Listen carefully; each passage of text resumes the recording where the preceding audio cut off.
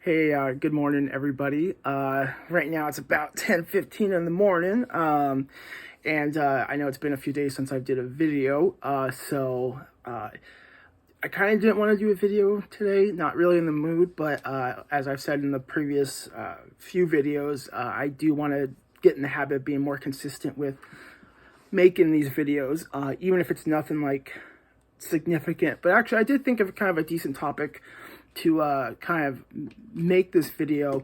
I mean, this is applicable, I guess, to anyone in recovery from substance use or mental health, but I've been getting actually quite a bit of comments, which I'm glad people are able to comment. I'm not glad that people are going through something similar, but a lot of people asking about they have experienced, are experiencing nerve damage as a result of the nitrous oxide, and then asking me a bunch of questions in terms of, how did my nerve damage present? How long did it take to recuperate?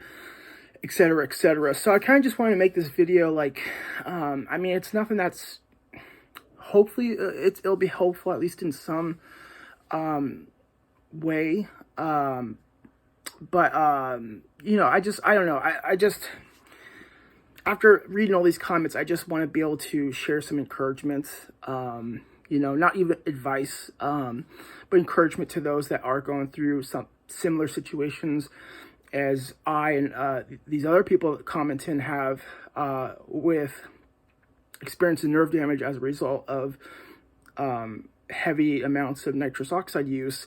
And as a result, it sounds like a lot of people have had their lower extremities affected more, just like with me. My upper extremities were also affected, but not to such a degree. But other people are, either not able to walk or having trouble walking.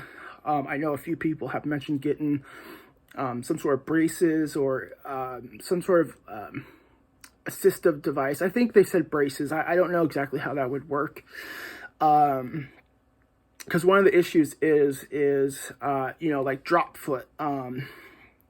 Your foot is just totally useless because your brain just cannot send the signals properly to your lower extremities. So your foot is like totally useless. So it's like that's probably what makes at least part of it, standing so tough, because your foot is just like I said, useless. So it's not going to be able to like stand on its own. But then also, you can't curl your toes. You just don't have that control. So yeah, I guess this is just like, I guess what I want to say is, to everyone that is watching this, that is going through something similar, I know it's such a scary experience, and it's such a depressing, bleak, just time of your life. It's like, am I going to be able to regain the ability to walk? Am I going to be able to, be relatively unaffected? If so, how long is that going to take? There's just a lot of questions, a lot of doubt. At least there was for me. Hopefully people are able to maintain some more optimism and hope than I had. But I just want to say, just stick with it. And I know that sounds like, I don't know, I know it sounds kind of cliche or just like basic, but I truly do mean it. What I've, been telling other people in the comments is to just follow your doctor's advice, follow your medical treatment advice. I'm not a doctor, but I think just continue to put in as much effort as you can, even if that's, only able to stand for a few minutes a day, while holding on to something. That's progress. It might not seem like much progress, but that is progress. And then, getting to the point where you can start walking, trying to walk either with an assistive device or without, if you're not totally wobbly, and just walk as much as you can, even if it's a few steps and then you fall over, or you just can't continue walking. That's okay. That's still progress. For me, it took quite a long time for me to get to the stage I'm at now, where, it's like I'm pretty much at 99% normal. When I first started, I couldn't curl my toes, but now, I can they're still numb. I can feel pressure, but at the very least, I have pretty good motor control over my lower extremities. So recovery is possible. I don't know to what degree and for everybody. You know, I can't speak to everybody, unfortunately, because we all have different genetics. We all have different presentations, you know, different factors, how much nitrous we used, et cetera, et cetera. But recovery is possible for, you know, I'm sure a lot of people, you know, so I do want to kind of inspire some hope. I mean, I was able to recover pretty much almost 100%. And yeah, it took quite a long time, you know, over a year to, you know, from not being able to walk to being able to walk, you know, decent amounts. And it sounds like that's been the case with other people that I've been communicating with online, is that they've been able to kind of slowly make progress in terms of their ability to walk and have a more steady gait. So the recovery is possible, you know, but yeah, like I said, just stick with it. I know sometimes, at least for me, it felt like it's not going to come back. Why even bother trying? You know, it's just like, this is the way I am. Or, you know, worse thoughts of, you know, well, I hear YouTubers say this, I guess is a nice YouTube-friendly way of saying it, but self-delete, you know, those thoughts definitely popped up in my head. But yeah, just sticking with it, following your doctor, because I'm sure with a lot of people, at least, you know, that have sought medical advice, and I'm sure if I continue to seek medical advice, the same would have happened, but I'm sure that in a lot of cases, people get referred to physical therapy, which I think is fantastic. You know, they can help you regain some of your abilities, some of your strength. And then if you aren't able to, you know, 100% recover, they can, you know, work with you on assistive devices, or, you know, maybe even different ways of doing things. You know, like maybe getting out of bed, for example, that, you know, is a modified way that would be easier, even if you don't recover 100%. So yeah, stick with that. And then of course, whatever your doctor does, I mean, please follow that.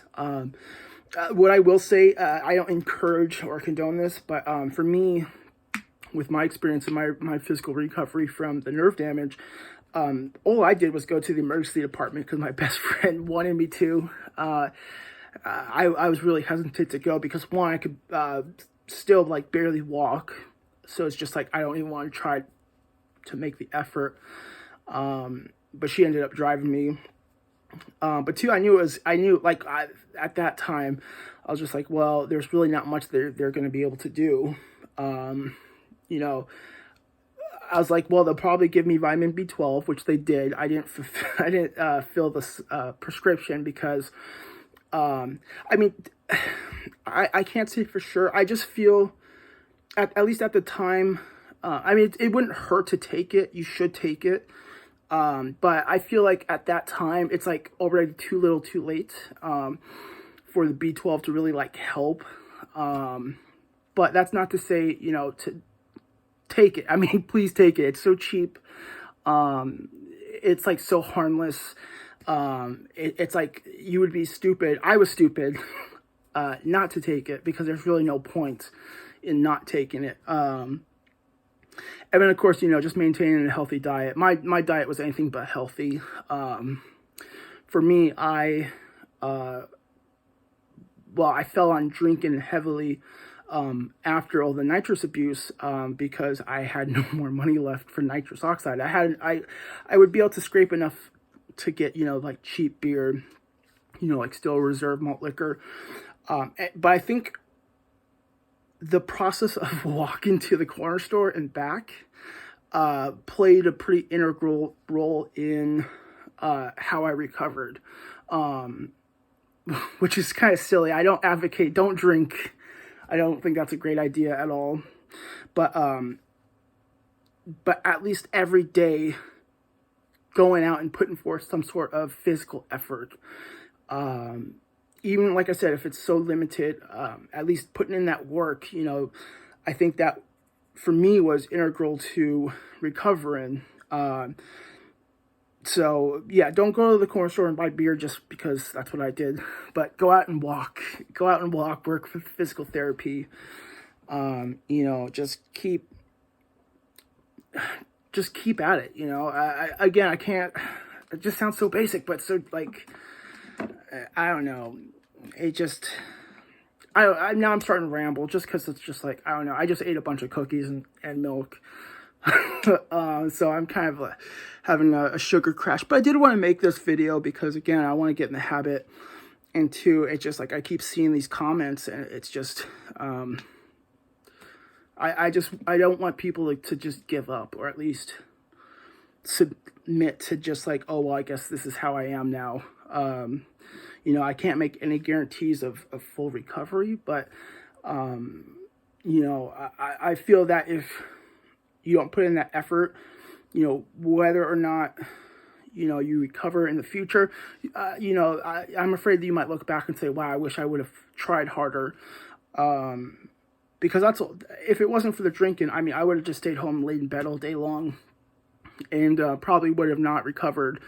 Because I'm sure at some point of like not doing physical therapy or doing some sort of exercise or movement, you lose your opportunity, like that window of opportunity for recovery or regrowth,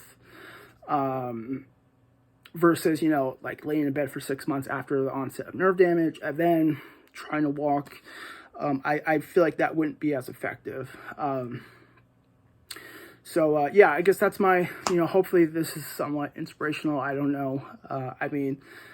Mine, as with other people's, from the sounds of it, was really bad. The fact that I couldn't even walk, let alone stand. And now, to this day, I can go to the gym and work out. I could walk, I could run, I could bike, I could jump, I can stand on my tippy toes. It is possible. It's incredibly possible to recover. Like I keep reiterating, just put in that work, even if it doesn't seem like it's a lot. Just small steps, no pun intended, but seriously, like just making small bits of progress every day and just doing what you can, trying to preserve some amount of hope or optimism, and most importantly, just self-love and self-compassion. Because I also had thoughts of, wow, I'm a terrible person. I'm a POS because I put myself in this position.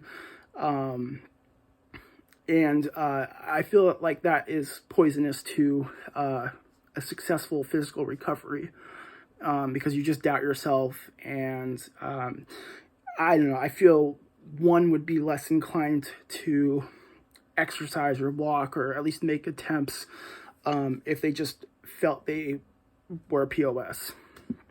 So yeah, I still intend on making a much more in-depth nitrous oxide video. I know I've been talking about it a lot, but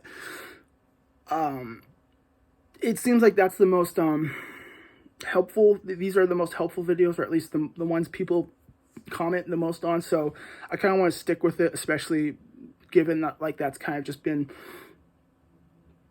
pretty much the most profound. I guess I had a lot of things happen, in like the end of 2019 and through 2020, but the nerve damage was definitely one of like the most profound effects or experiences in my whole life, let alone like the past 5 years of my life.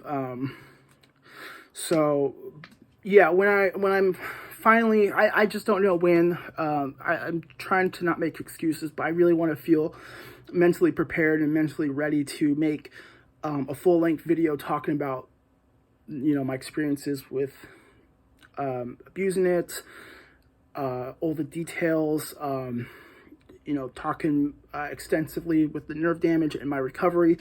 So I just want to make sure I'm in a good mindset. I'm not rambly like this. And I guess that's kind of part of doing these videos regularly, to get me a little more used to talking. So, yeah, stay strong, guys. Please comment. I love well, I mean, I really appreciate people leaving comments, and I enjoy reading them and responding to them. I don't love that this is happening to other people. I just, I'm sure no one's going to construe it that way when I, on my verbiage, but I do appreciate the comments, and yeah, please reach out. I'd be happy to answer any questions.